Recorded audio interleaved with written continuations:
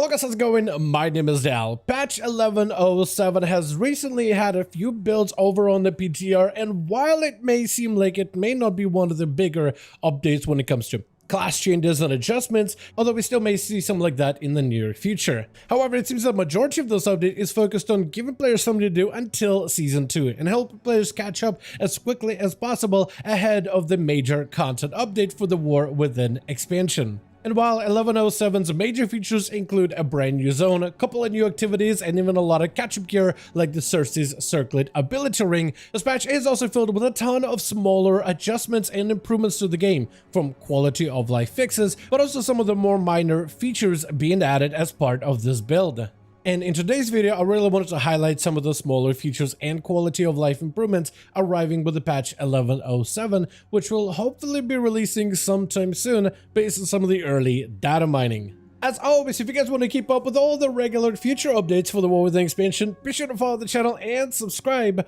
but otherwise, let's dive right in. So one of the smaller updates that we got actually kind of recently over on the PTR is an actual release date for the Turbulent Timeways, which was originally an event that appeared during Dragonflight that was basically just like time walking weeks but juiced up to an 11, where every single week was a time walking week that was even more rewarding than ever before. And we finally got a little bit more info regarding that Turbulent Timeways in terms of when it begins, but also when the next update, when the next major seasonal update for World of Warcraft might be out and about. Turbulent Timeways, like I said, it's a massive, big, amped up version of the Time Walking Weeks that rewards players with not only additional bonus experience as you continue to do more Time Walking dungeons, but also it'll actually start to award you hero track gear for some of the most basic quests for Time Walking, like defeating the 5 dungeons from Time Walking on a max level character, or defeating a couple of Time Walking raid bosses on a max level character. All of those will award you hero track items, which means huge catch up ahead of Season 2 content. And there's also usually a mount that is awarded together during Turbulent Timeways. This time around, it is going to be a timely Buzz Bee mount. They had a couple of different mounts back in the back in Dragonflight, which were I think more sand flares, but this time around they're trying to go for more War Within version, so they have a bee with a little bit of an hourglass in order to kind of fit the whole Turbulent Timeways type of feel about it. And it seems that the event is going to be beginning on at least January 7th on the PTR, and we have an end date, which looks like the event is going to be lasting for about 7 weeks or so. And during Dragonflight, when the event was over, that's usually when they kickstarted the next major update for WoW. So it seems like they probably might end up doing the same thing here and play around the end of Turbulent Timeways, which gives us an idea of when patch 11.1 may be launching for the War Within expansion, which is something I think a lot of players are looking forward to. As part of the 11.05 update, a lot of the Time Walking vendors have saw a bit of a refresher, and they're continuing to do more refresher updates for these Time Walking vendors in 11.07. Specifically, we have a flurry of new mounts that are being added, but also brand new transmogs as well. With the expansions such as Cataclysm, as well as Missa Pandaria, Legion, and Warlords of Genera getting a brand new mount for you to collect. For Cataclysm, it's going to be a Broodling of Sinestra, which is going to cost you 5,000 Time Warp badges. For Missa Pandaria, it is going to be Copper Maned Quilleen mount, which is very, very iconic to Missa Pandaria, also going to cost you 5,000, which you can purchase on the Timeless Isle. The Warlords of Genera expansion is receiving another version of a Sky Reaver, the Nightfall Sky Reaver specifically, which can be purchased either from Warspear or Stormshield in Ashran. But the Legion mount, however, I think is probably the most controversial because all of the other mounts are kind of like expansion iconic mounts, from the Dragons to the Quilleens to the Sky Reavers,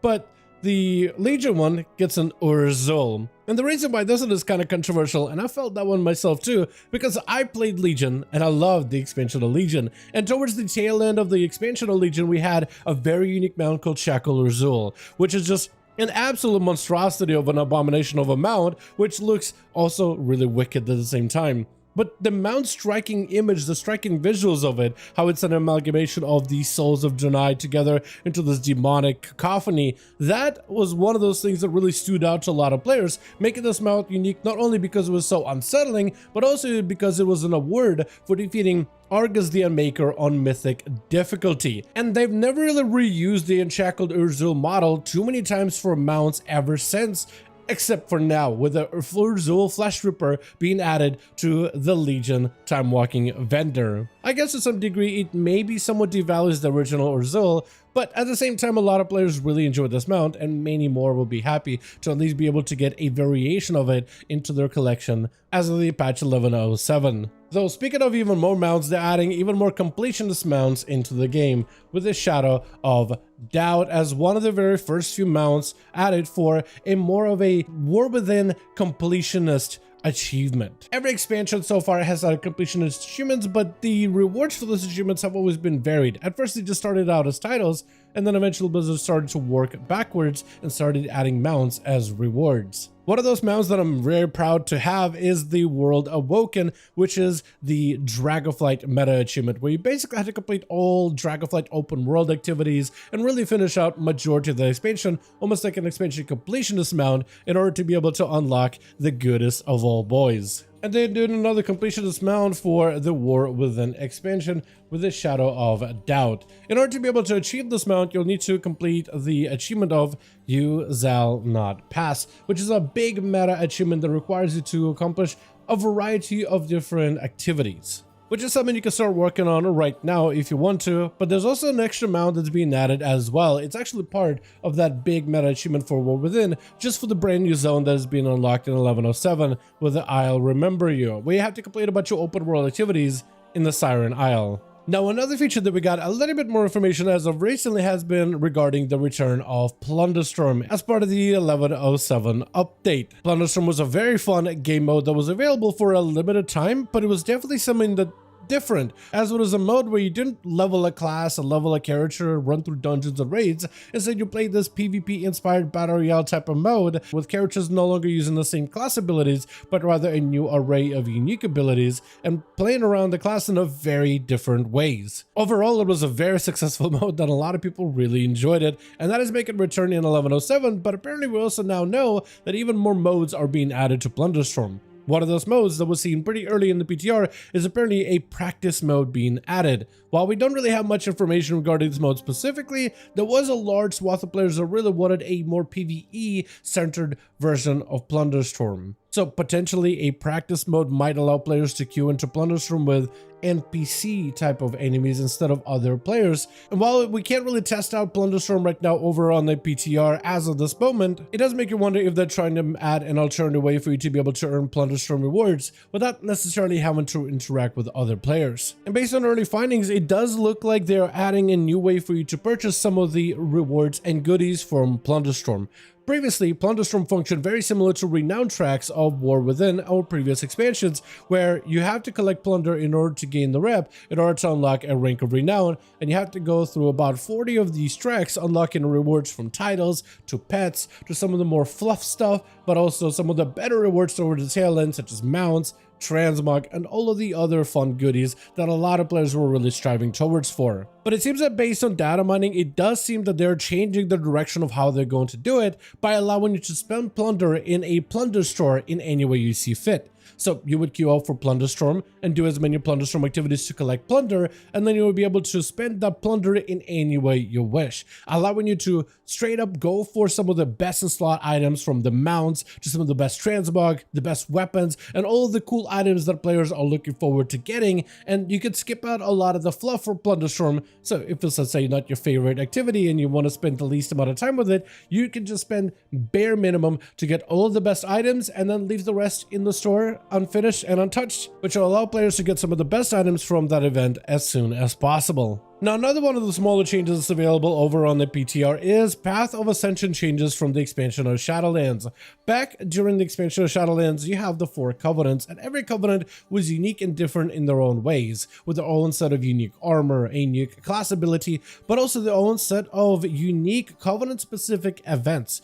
Whether you are trying to create parties and serve guests with event tier, trying to create flesh-stitched abominations with the Necrolords, trying to raise a little farm for some of the recovering souls with the Night Fae, or trying to see if you could battle in the Path of Ascension with the Kyrian. And a lot of those events gave players plenty of opportunity to purchase some of the more unique items from those expansions. Mostly some of the more sought after unique armor set variations. Previously, players would have to go and do all those events on every single character if you wanted to collect all of the transmogs. So we need to do it on a cloth character, leather character, plate character, and a mail character in order to get all the different armor types, which meant you had to farm up a lot of anima power and really get the progress done through your covenant in order to be able to unlock all of its transmog goodies. However, it seems that the Shadowlands Ascension armor can now be purchased by all armor types, so you just need one character to actually do the Path of Ascension to unlock the armor types, but once you do it, you can purchase the armor types for every single one of the armor types, which allows those of you that did play back in Shadowlands a chance to go back and purchase some of those pieces, or those of you that never played in Shadowlands,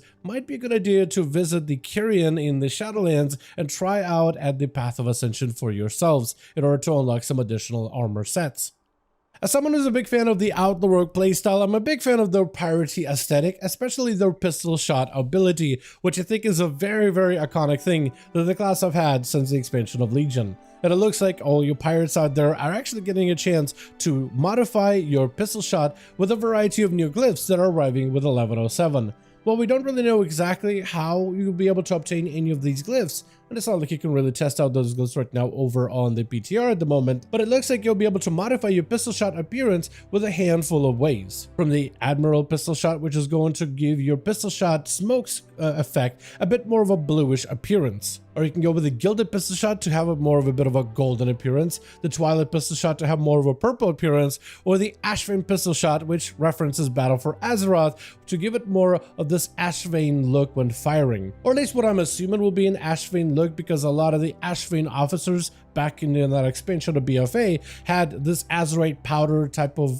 feel and look to a lot of their shots. So I'm assuming you'll be firing essentially Azerite out of your pistol. So it's just another way for you to be able to customize your rogue even further in the patch 1107. But as always, I do want to thank all of you guys so much for watching this video, and I hope all of you guys did enjoy it. If you did enjoy it or found it informative, go ahead and give this video a like. I would very much appreciate it. Join our Discord community to get some regular updates for future patches for the War Within expansion. Also, let me know your thoughts in the comments down below. And as always, I'll see all of you guys in the next one.